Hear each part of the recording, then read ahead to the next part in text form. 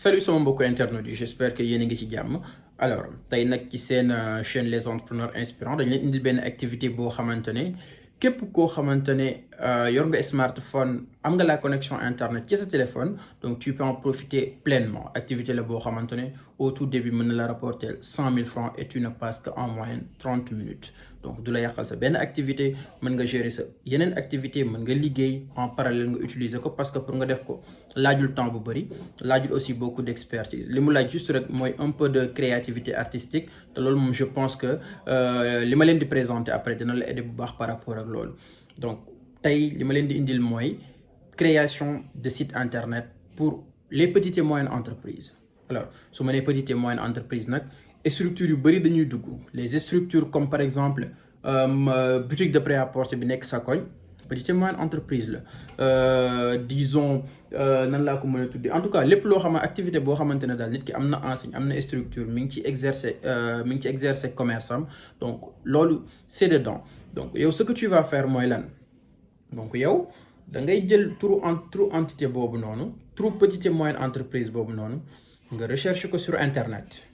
donc da ngay dem sur internet nga essayer par exemple parce que ñoom ñëpp dañuy am tour par exemple je prends juste benn exemple benn boutique par exemple bu tudd Sen Shop par exemple va sur internet nga tapé Sen Shop boo ko tapé bu la indilul par exemple boutique boobu noonu nga xam ne kon donc boutique boobu noonu présentul ci plateforme web yi donc yow ce que tu vas faire mooy da ngay dem ci benn page bu ñuy woowee www.wix.com donc www.wix.com benn site la boo xamante ne ça te permet nga créer tey gi li ñu woowee ay page web donc léegi nga créer ay page web yoo xam ne da nga koy designer vraiment ak ay structures yu nice yoo xamante ne c'est entièrement gratuit tu comprends donc loo xamante ne la lu gratuit la ba pare en plus boo nee création de site internet peut-être ñu bëri dinañ jàpp que ne tu as besoin d'expertise et de compétences supplémentaires non parce que site bi déjà ça a été configuré comme ça donc c'est fait pour ñi nga xamante ne ay créateurs amateurs lañ c'est-à-dire que man mi bi ma koy utiliser il m'a juste fallu 20 à 25 minutes pour créer benn site web pour les entrepreneurs inspirants en fait dama doon essayer rek juste pour voir réellement si tout fonctionne bien ba pare est-ce que nekkul loo xam ne après daf lay laaj xaalis mais plateforme la boo xamante ne site la boo xamante ne page web yi ñu ciy créer yëpp dafay nekk lu gratuit donc yow li ngay def mooy da ngay dem nga gis petite et moyenne entreprise yooyu nga wax leen ne leen man tey gi comme que vous n'êtes pas présent ci toile bi man mën naa leen créer tey gi benn site internet boo xamante ne dafay présent ci toile bi comme ça dina leen mën a may plus de visibilité donc au tout début quand même faut pas être donc là li nga leen di jëkk proposer mooy je vous invite à essayer donc je vous invite d'abord à tester donc l'essayer entièrement gratuit donc au début ne parle même pas d'argent parce que lii tax après nga ciy gagner xaalis maa ngi ciy ñëw ci fin wu vidéo bi donc au tout début ne parle même pas d'argent ñëwal ba mu d'accord ci loolu mu jox la bon ay filiation numéro téléphone am bon ay tout ses coordonnées ngeen d'accord mu ne la ok c'est bon nga ne ko dama lay créer le site web pour le moment gratuitement dama lay jox maquette bi ce sera entièrement gratuit su la nee waaw nga dem ci site bi boo fa demee déjà c'est très intuitif déjà dina la woon logo yi création de timeline yi yëpp nga defar ci benn site boo xamante ne site bu rafet bien sûr avec quand même ay graphisme bon foofu moom il faut que tamit nga am tuuti touch artistique donc nga mettre ko en œuvre créer site bi ci lu yomb te site bi su boobaa yow yaay doon administrateur bi parce que bien sûr il faut d'abord nga créer say accès maanaam da ngay créer say compte rek comme ni ngay créer compte YouTube wala n'importe quel compte nga créer site bi boo créer site bi automatiquement dafay enregistrer wu ci say projet ce qui veut dire que entreprise bi en tant que telle bu soxlaa def ay modification wala dara ci site bi moom du ko mën a def directement il faut que mu jaar par yow donc là foofu noonu nag tey jii boo demee ba créer maquette bi ba woon ko entreprise bi ba affaire bi séduire ko ba mu nekk sur la toile léegi nag su boobaa ngay commencer di gagner xaalis nan ngay gagner xaalis c'est-à-dire que tu as déjà créé le site web maintenant forcément da ngay muus nag forcément entreprise bi dina la bëgg ne la est-ce que doo ma ci defal lii est-ce que doo ma ci yokkal lii bëggoon naa mu am lii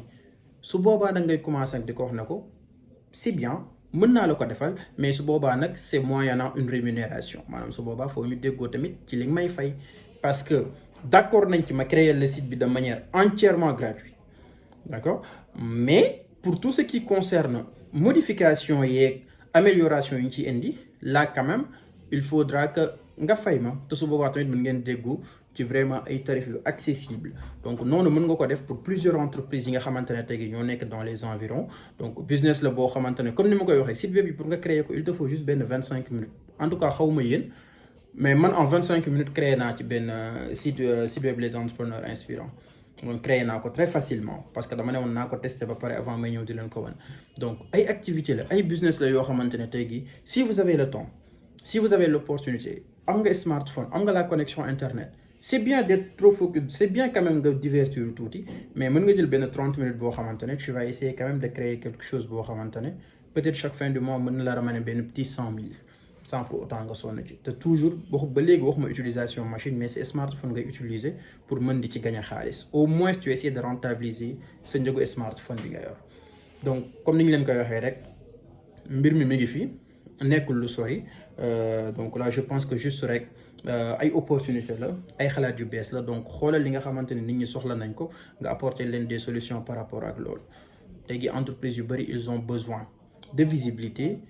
boutique yu bëri ils ont besoin tey gi d'être exposés sous la toile mais malheureusement des fois dañ dul am peut-être les fonds nécessaires wala peut-être jotuñu ñoom tamit ubbil seeni buntu ñi nga xamante ne mën nañ ñëw proposer leen service yooyu donc yow demal nga fekki leen donc pourquoi pas en tant que jeune et on sait jamais tey gi mën na dem tey gi ba peut-être di la jural plus de 500 000 1 million par mois donc comme ni ma leen koy waxee rek ne soyez pas attentiste donc allez vers les personnes diffusez largement les idées de business que vous avez et on ne sait jamais donc tey loolu laa leen indiloon ci seen chaîne les entrepreneurs inspirants comme ni ma leen koy waxee nag di leen abonné wu donc abonné wu leen massivement donc yéen à votre niveau même si la vidéo du leen impacter directement mais peut-être que mën na jëriñ koo xamante ne c'est un proche wala koo xamante ne tey ci sa entourage la bokk donc n'hésitez pas ngeen diffuser largement contenu yi di leen jox dig daje beneen yoon ci seen chaîne les entrepreneurs inspirants